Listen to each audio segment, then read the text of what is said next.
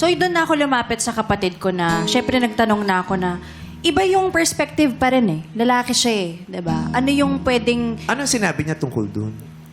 siya?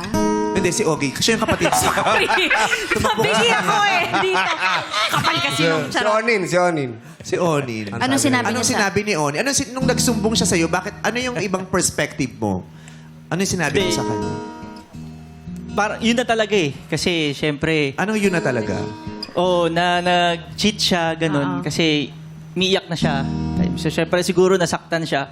Then, na-feel ko na rin yung pain niya. Kumbaga parang, kasi, almost, yun, araw-araw sila magkakasama. So, syempre, alam niya yung mga nangyayari, nakikita niya. Siya yung At witness. diba, nagkahulihan. Kwento mo, ito na nga. Nagkahulihan. Kasi yung girl din, Punta na siya doon. si Pero girl, nahihilo lang ako kasi Onin. Ay, sige, sige. Oo, Si girl po kasi, nakakausap ko rin siya. Subukan mong umikot. Nakakausap ko Charot. din May siya. charot sa dulo. Ayan. Tapos, Nakakausap ko din kasi si girl. Parang, ano lang, parang yung... Chat, text, ganyan. chat, ganyan. So, nagkakilala kasi kami nitong first boyfriend ko through his best friend na dancer din. So, ngayon, nakaka-chat niya ngayon si dancer na best friend. Yung girl. Yung girl. Time na yun. Tapos, parang yun nga, nagkahulihan na parang... Yun nga. Lagi sila magkasama. Lagi sila magkasama. Tapos Nakikita na sa yung boyfriend nga niya. Yung Hanggang ex sa nga niya nagtanong na siya. so ikaw ang nakabuking. Yes. Nabuking mo din. Oo, nag-book Bilang na din. kuya, tapos yung kapatid mo babae pa, anong may alma? Anong ginawa mo? Hindi ko siya kagad kinonfront in personal, pero minessage ko siya. So, syempre galit ako. Anong sinabi mo? Mahaba eh. Parang, syempre, nandun yung parang sabi mo na...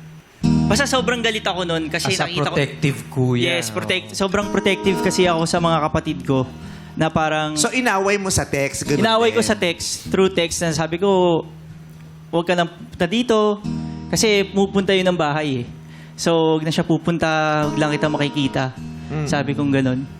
Pero syempre, hindi ako pupunta dun sa show niya kasi makikita ko siya eh. Oo. So, ayun.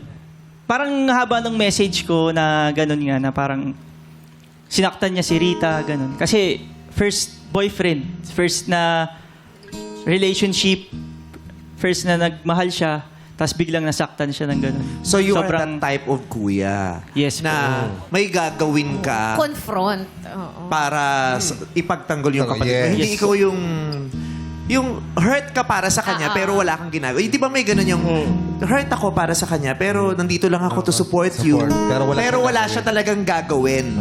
Di ba? Yung kakausapin, aawayin, susugurin, ganun. Wala.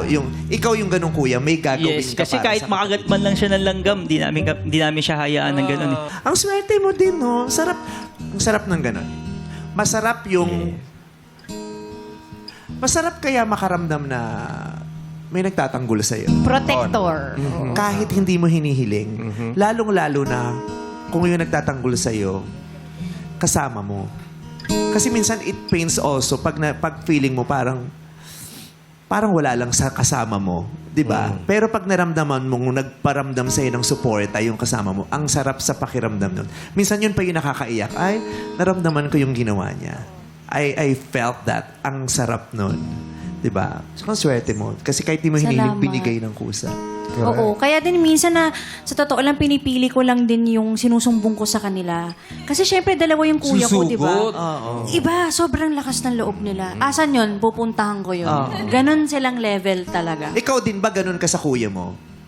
Na medyo natatakot ako. Kasi malaki ang respeto ko sa kanila. Ako yung, kung halimbawa may relationship sila, hayaan ko na sila yung mag-figure out nun. Ayokong as much as possible na makikialam ako unless hingin nila yung tulong ko.